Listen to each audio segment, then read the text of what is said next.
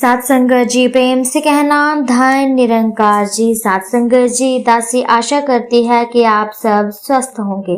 सात संगत जी दासी आप जी के सामने फिर से एक नई प्रेरणादायक कहानी लेकर के आई है। आशा करती हूँ कि आप जी को जरूर पसंद आएगी। मन की मैल। तो आओ चलते हैं इस कहानी की ओर। कृष्णा नदी के किनारे एक महर्षि का आश्रम था। अपने शिष्यों सहित वह वहीं रहते थे। आसपास के गांवों में उनकी काफी ख्याति थी। साल में एक बार महर्षि गांव में जाकर लोगों के दुख दर्द को सुनते एवं उन्हें उचित सलाह भी देते। बदले में गांव वाले उन्हें कुछ न कुछ चीजें उपहार में दे दिया करते थे। और सालों ही की तरह इस साल जब महर्षि गांव में पहुंचे तो लोगों को बिजली की तरह अनेक आने की सूचना मिल गई। खुली जगह में एक घने पेड़ के नीचे उन्होंने अपना आसन जमाया। देखते ही देखते गांव वालों की भीड़ वहां जमी हो गई। एक एक कर महर्षि सबका दुख दर्द सुनने लगे, उन्हें उचित सलाह भी देते जाते, साथ ही उनके द्वारा लाए गए उपकार को स्वीकार करते जा रहे थे जो उन्होंने गिफ्ट उनके लिए लाए थे। काफी देर बाद जमींदार साहब सुसज्जित रथ पर सवार होकर वहां पहुंचे। उनके तन पर बेशकीमती वस्त्र थे, गले में मोतियों की माला एवं दोनों हाथों की उंगलियों में हीरे जड़ित अंगूठियां थी।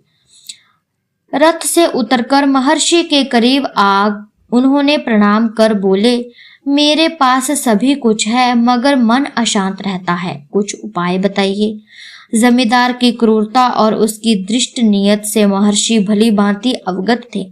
अतः वह बोले, अपनी मूर्खता की वजह से तुम्हारे मन में अशांति है। कैसी मूर्खता? किस तरह अपने क्रोध को दबाकर?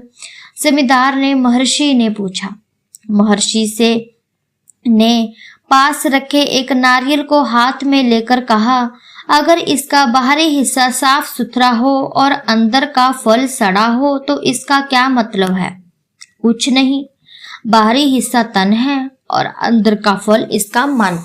तुम्हारी मूर्खता यही है कि तुमने अपने तन को तो साफ सुथरा रखा मगर मन को सड़ा दिया है। मन के मैल की वजह से ही तुम्हारे जीवन में अशांति है। तुमने गरीब जनता का शोषण ही नहीं किया, उन पर अत्याचार और अन्याय भी किया है, जिससे तुम्हारा मन काफी मैला हो चुका है। मन में जब मैल है तो वहां शांति कहां से कैसे आएगी? वहां शांति रह कैसे सकती है? महर्षि ने दो टूक बातें कही। जमींदार सहमा, फिर बोले, अब क्या करूं? सद्व्यवहार और परोपकार करके ही अपने मन के मैल को धोकर साफ कर सकते हो, तभी सच्ची शांति तुम्हें मिलेगी। अपनी भूल का एहसास जमींदार को हो गया। उन्होंने महर्षि की बात मान ली और अपनी जिंदगी को एक अच्छे तरीके से जीने लगे। सात संगत जी, हमें भी ऐसे ही प्रभु की रजा में रहना आ जाए और ऐसे ही अपना जीवन व्यतीत करना आ जाए।